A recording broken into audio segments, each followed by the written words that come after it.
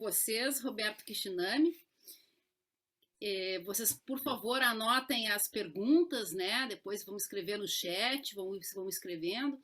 E, Kishinami, a gente tem um tempo e vou te sinalizar os minutos que faltam, tá? Obrigado, Silvia. 10 minutos eu te aviso, depois em 5 te aviso também, tá? Tá bom, obrigado. Obrigado também, Delcio. Eu sou mais velho que você, tá? Então... Você vê como eu estou acabado, né? Puta não, merda, você que tem esse jeito de moleque ainda. Mas... Vamos lá. Eu vou falar hoje, na verdade, sobre, como o Delcio falou, o setor elétrico, mas eu vou focar em Santa Catarina, né? Deixa eu subir aqui a apresentação.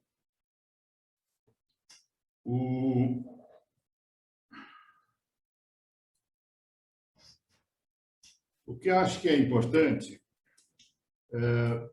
vocês viram nesses 2 dias tudo a respeito de clima, né? Eu acho que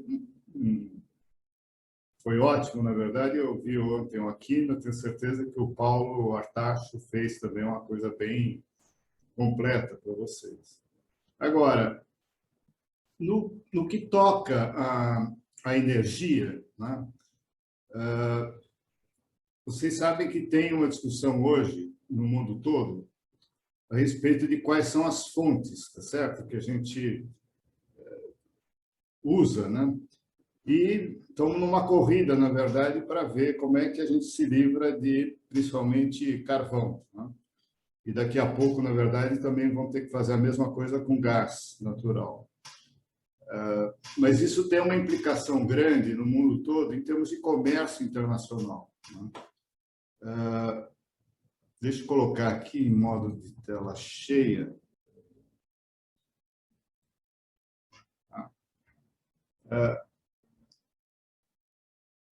Como é uma coisa voltada para jornalismo, eu vou lembrar de uma discussão que está tendo aqui em Santa Catarina em torno de Jorge Lacerda, um complexo termoelétrico que está lá localizado em Capivari de Baixo, né? Na região de Criciúma. O que acontece? Nesse contexto geral, né, o estado de Santa Catarina, em particular, ele tem uma condição muito favorável, né? Por quê? Porque a emissão total do estado de Santa Catarina, de 14 milhões de toneladas de CO2, que está em 2018, né, para 2018, agora não deve ser muito diferente, porque a economia, na verdade, continua parada, né, no Brasil inteiro desde 2015. Então, nesse período, não deve ter mudado muito as emissões. Santa Catarina é o 26º estado, a hora que você faz um ranking em termos de emissões, né? E é claro que isso é muito favorável quando você pensa em produtos para exportação, né?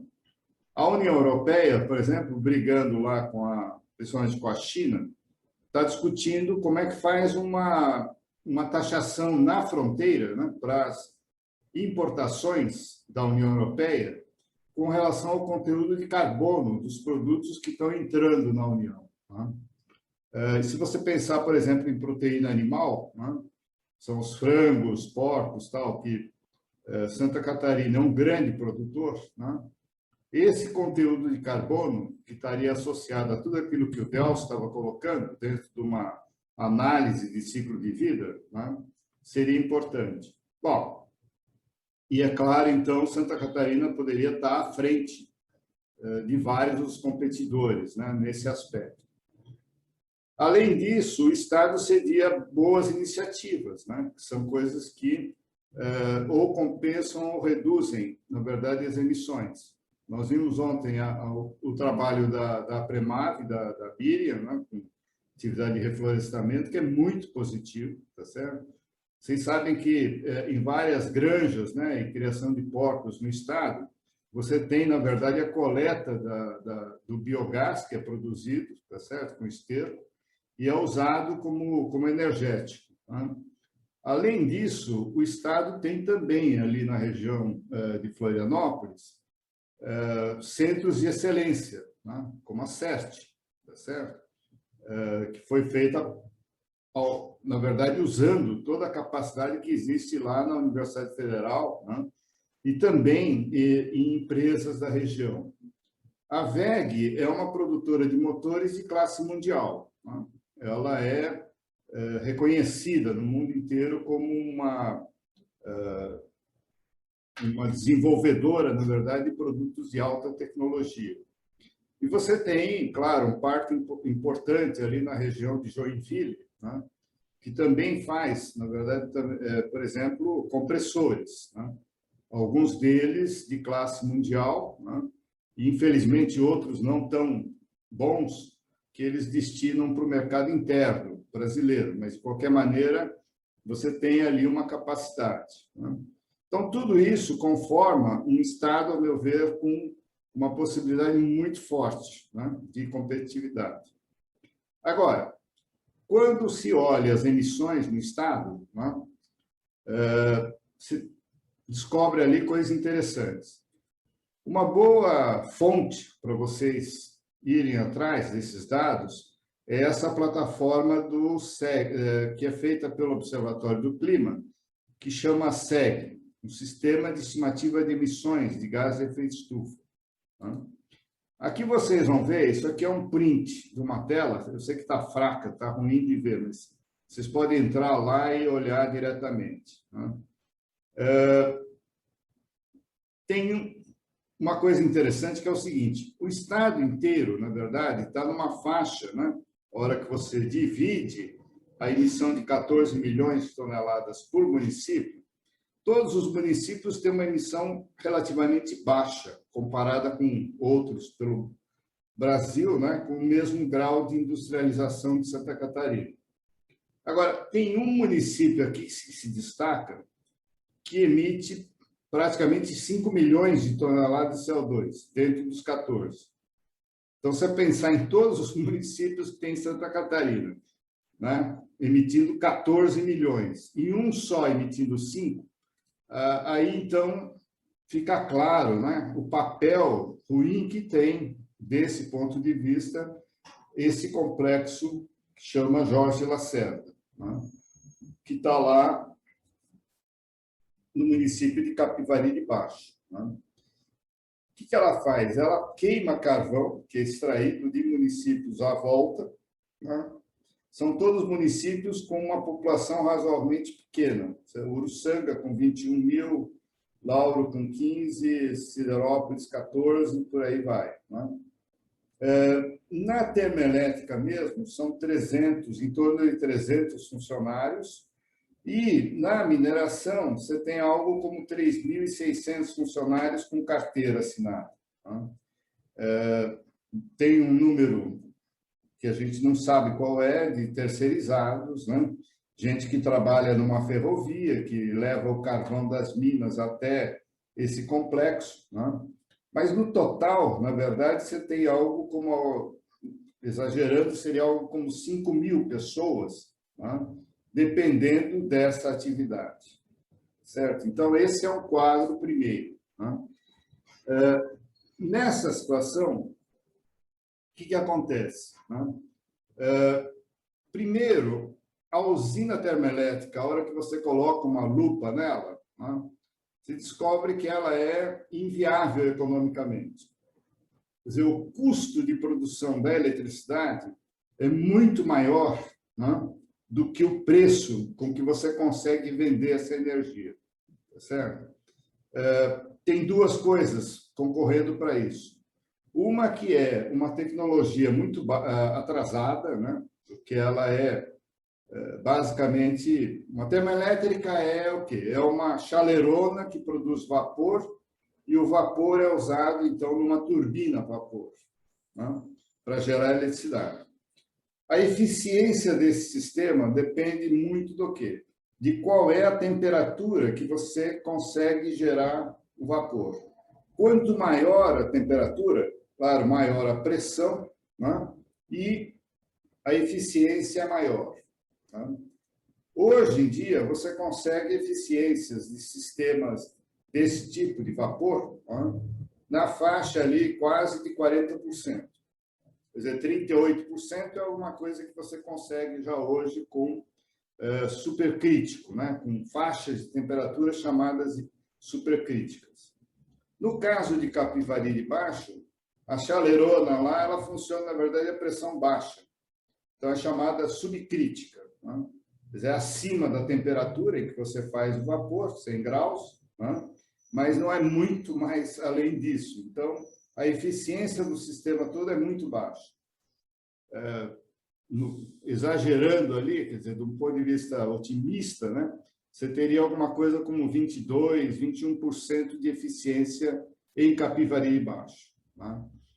Além disso, na verdade, o carvão que existe no Brasil, ele é chamado assim de baixa qualidade, né? Porque você tem muita argila misturada nesse carvão e, no caso, ainda tem um alto teor de enxofre, né? O enxofre, na verdade, quando é queimado, tal, vai gerar chuva ácida, né? Então, ele é ruim desse ponto de vista, né? Tanto de emissão de CO2 como também de poluentes locais. Além disso, o mercúrio sempre está presente no carvão, né? Isso em todo o mundo. No Brasil, certamente há, né, traços de mercúrio, mas, infelizmente, esse mercúrio, no caso do carvão brasileiro, nunca foi medido, né? A Fátima, por exemplo, faz lá suas análises, de vez em quando, de quanto enxofre, mas não mede, né, mercúrio, que certamente escapa ali pela chaminé e fica nas cinzas, né? Bom, essa térmica foi adquirida pela ENGIE em 97, né, na privatização, e para funcionar, porque ela é inviável economicamente, ela recebe um subsídio de 700 milhões por ano, né? E por conta desse subsídio, a ENGIE faz um lucro anual em torno de 130 milhões de reais com esse complexo, né? Esse subsídio vai durar até dezembro de 27, né? E há pressões locais aí para estender esse subsídio. A BCM, que é a Associação Brasileira do Carvão Mineral, já falou que quer subsídio por mais 8 a 10 anos, né? E, ao mesmo tempo, ele quer, na verdade, dinheiro, então, do governo federal para dar uma modernizada nessa usina, né? Para dar uma melhorada ali no seu rendimento, né? O que acontece? O sistema elétrico brasileiro ele é totalmente integrado, né? Vocês sabem que tem chama-se Sistema Interligado Nacional, né? Que é uma rede de linhas de transmissão que cobre todo o território, tá certo? Abaixo da Amazônia, né? Aí no sul, é fácil ver que você tem essa rede, né? E tem geração local, principalmente hidrelétrica, né? A única fonte termoelétrica é essa aqui, Capivari de Baixo, tá certo? De novo, eu sei que a imagem é ruim para olhar, mas eu encorajaria vocês para entrar nesse site, que é o ons.org, né? E ali tem, vocês vão descobrir, depois de algum trabalho, que tem uma coisa que chama mapas, né? E aí é um mapa interativo com o Google. Vocês podem, então, olhar tudo, tá certo? Mostra só as linhas de transmissão, usinas, subestações, tá certo? E, inclusive, quais são os nossos sistemas que não estão dentro dessa rede nacional, né? Em Florianópolis, no caso, tem até uma subsede do ONS, Operador Nacional do Sistema, né? O Operador Nacional tem subsedes em alguns lugares, Florianópolis é um deles, né? Para a região sul, tá certo? Na região sudeste, está aqui no Rio de Janeiro, e para o resto do país tem uma subsede em Brasília. Então, é também uma fonte, eu diria, importante de informação, tá certo? A respeito desse sistema, né? O que acontece é que sempre há perguntas a respeito assim, mas será que Jorge Lacerda não é importante para a segurança energética da região, né? Será que ela não segura uma carga que é do Estado ou da região sul? Isso era verdade até uns 3 anos. Né? O que acontece é que aí, o reforço da interligação na região sul, e particularmente aqui em Santa Catarina, né? Vocês podem ver que tem várias linhas que estão, na verdade, duplicadas, reforçadas. Né? Isso já faz com que o suprimento da região sul ele seja absolutamente assegurado sem a termoelétrica. Você não precisa hoje da termoelétrica para assegurar, né, energia para todo esse sistema aqui na região sul. Tá? Isso é uma coisa... Oi? Desculpa, é só para te avisar que tens 10 minutos. 10 minutos, tá bom. Por causa disso, nós fizemos, então, junto com o IDEC, né, aqui no Instituto do Clima e Sociedade, uma proposta para o sistema todo, né, para que essa usina ela fosse fechada o quanto antes, né, e o subsídio de 700 milhões de reais por ano ele fosse redirecionado. Ao invés de ser usado para queimar carvão, né, ele fosse usado até dezembro de 27 para fazer a transição dos trabalhadores na mineração e das comunidades que estão ali envolvidas naqueles municípios, né, para sair fora do carvão, para gerar outras atividades. Né. Agora, isso tudo seria fácil de fazer, na verdade, porque, como eu disse, já não é necessária a termoelétrica para o sistema, né? E 700 milhões de reais por ano, você contar que são em torno de 5 mil pessoas envolvidas, né? É algo que dá perfeitamente para você investir em novas coisas que absorvem esse recurso humano. Né? Isso foi feito, então, para a ENDE, para a EPE, para a ANEEL, MME, senadores, deputados, né? E aqui estão alguns nomes que eu acho que são fontes para vocês também produzirem matérias. Né? O que aconteceu? A ENDE nos respondeu em dezembro do ano passado. Né? Essa proposta, aliás, foi feita o ano passado, em 14 de julho, né? 2020. Em dezembro, uma semana antes do Natal, 17 de dezembro, a ENDE respondeu que sim, que ela poderia, que ela já havia comunicado, inclusive, que pode encerrar as atividades entre 23 e 25, né? E havia também dito que havia tido uma reação do governo, né, estadual, de políticos, etc.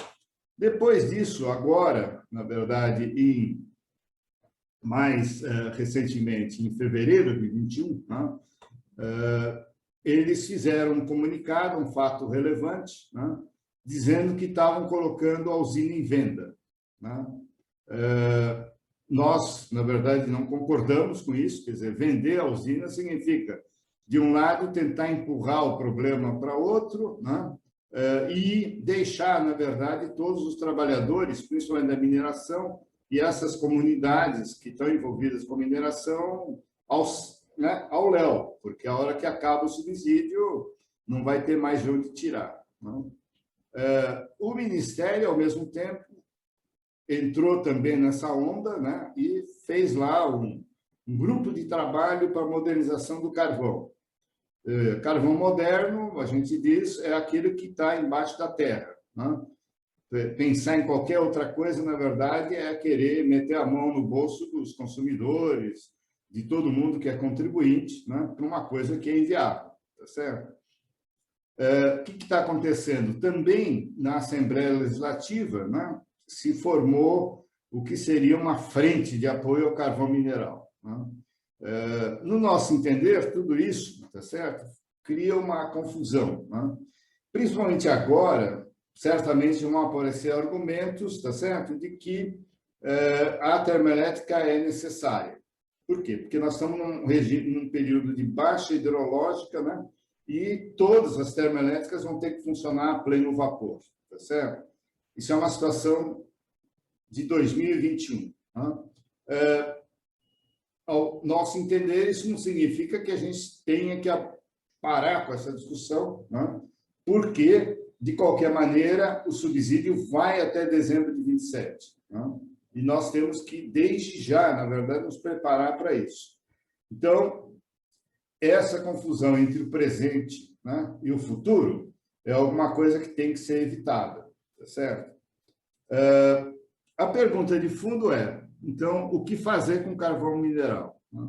Continuar queimando 700 milhões de reais por ano até o fim do subsídio, porque, por lei, em dezembro de 27 ele acaba, tá certo?